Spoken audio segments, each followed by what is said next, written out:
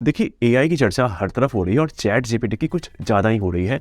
और जो भी बड़ी-बड़ी कंपनीज़ हैं, सब इस होड़ में लगी हुई है कि कौन-सा अपना एआई पहले लॉन्च करती है और किनका बेहतर होगा ज़्यादा। गूगल, माइक्रोसॉफ्ट या फिर जो भी बड़ी कंपनी आपके दिमाग में आ रही हो, सबने एआई को कहीं न कहीं इम्प्लीमेंट कर लिया है या फिर करने की सोच रहे हैं। वीडियो का पर्पस ये है कि मैं आपको ये बता पाऊँ और बहुत ही आसान से शब्दों में कि आखिर चैट जीपीटी काम कैसे करता है। मतलब जो भी इसके पीछे की टेक्नोलॉजी है, उसे मुझे यहाँ पे अनटेक करना है।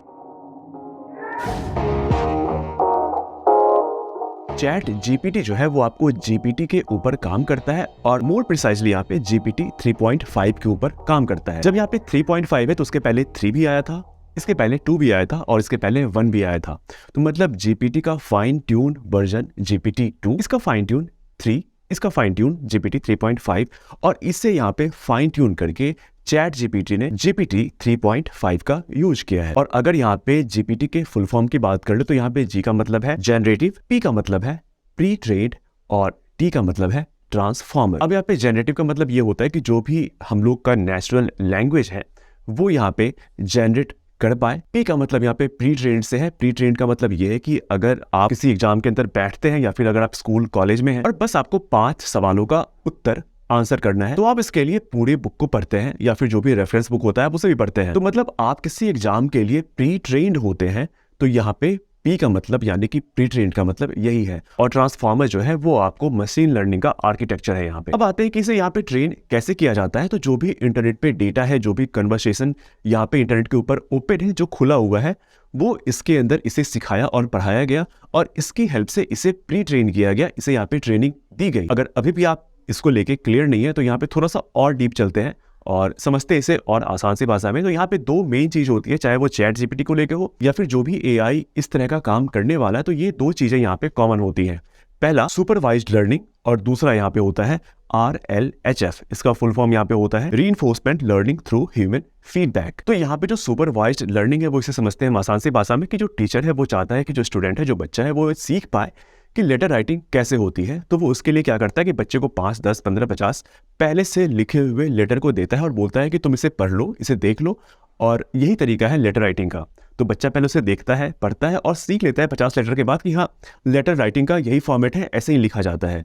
लेकिन बच्चे को ये पता नहीं होता कि जो 50 लेटर यहाँ पे थे उसके अंदर अच्छा कौन सा है, खराब कौन सा है, किस पे मार्क्स कटेंगे, किस पे मार्क्स उसे ठीक ठाक मिल जाएंगे। तो इसके लिए यहाँ पे काम में आता है फीडबैक, जो कि मैंने आपको बताया था, RLHF यानी कि reinforcement learning through human feedback. तो यहाँ पे टीचर जो है वो फीडबैक देता है बच्चों को, हाँ ये जो लेटर है यहाँ पे ये तुम इसे अच्छे काम के लिए यूज कर सकते हो, मतलब कि तुमको इस पे मार्क्स अच्छे मिलेंगे, और ये जो लेटर है इस पे तुम्हारे मार्क्स कट सकते हैं। मुझे लगता है कि आप यहाँ तक समझ गए होंगे। लेकिन इसके साथ एक छोटा सा फैक्ट ये है कि स्पॉटिफाई को 1 मिलियन यूजर तक पहुंचने में 150 दिन यानी कि 150 डेज लगा था।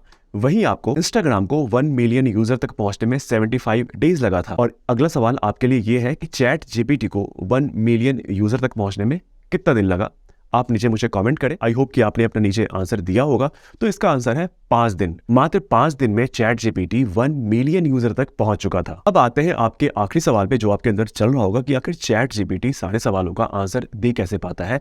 अब आप इसे ऐसे समझ लीजिए कि आप अगर क्लास 12th में हैं और आपका पेपर जो है वो फिजिक्स है, आपने फिजिक्स ले रखा है, पीसीएम है आपका। किसी दिन ऐसा होता है कि आपके टीचर कहते हैं कि चलो इस बार का पेपर जो है वो तुम ही बनाओगे। तो इसके लिए आप क्या करते हैं कि मार्केट में जो भी अवेलेबल बुक है, 100, 200, 250 जो भी बुक है, हालांकि ये पॉसिबल तो है नहीं, लेकिन मैं आपको एक हाइपोथेटिकल सिचुएशन यहाँ पे दे रहा हूँ और समझ पाएंगे इस चीज को कि जो भी 100, 200 या जो भी बुक्स है मार्केट में, आप उसको लेते हैं और आप समझते हैं कि हाँ, फिजिक्स का जो है यही बाउंड्री है, +2 के लिए बस इतने ही क्वेश्चन आने चाहिए और यही इसका बाउंड्री है। और जब आप सारे बुक्स को पढ़ लेते हैं तो आप एक बेहतर स्टेज पे आप आते हैं कि आप प्रिडिक्ट कर पाएं कि कौन सा सवाल पूछना चाहिए या फिर कोई भी नए सवाल आप बना सकते हैं उसके बाद। तो एआई भी यहाँ पे वही चीज करता है। जो भी एआई ने फीड किया है पहले डेटा को, वो इसको या तो आपके पास देता है, आपको दिखाता है, या फिर कोई भी चीज ये प्रिडिक्ट भी कर सकता है, एक कैलकुलेटेड गेस, एक कैलकुलेटेड आंसर। क्योंकि एआई की पढ़ाई जो है वो बहुत तगड़ी होती है। तो फिलहाल के लिए माइक्रोसॉफ्ट जीपीटी प्लेटफॉर्म पे अपना कुछ लॉन्च करने वाला है, गूगल का ब्रैड आने वाला है, मेटा का ब्लेंडर बॉट आने वाला है। और जब आप ये वीडियो देख रहे होंगे तो हो सकता है कि इनमें से कुछ या फिर सारा ही लॉन्च हो भी चुका होगा। तो बस इतना ही था आज के वीडियो में। अगर आपको कुछ और जानना हो एआई रिलेटेड तो आप मुझे नीचे कमेंट कर सकते हैं। मेरी कोशिश होगी कि मैं इस पे वीडियो बना पाऊँ। मिलते हैं फिर से किसी नए वीडियो में नए टॉपिक के साथ। तब तक के लिए थैंक यू,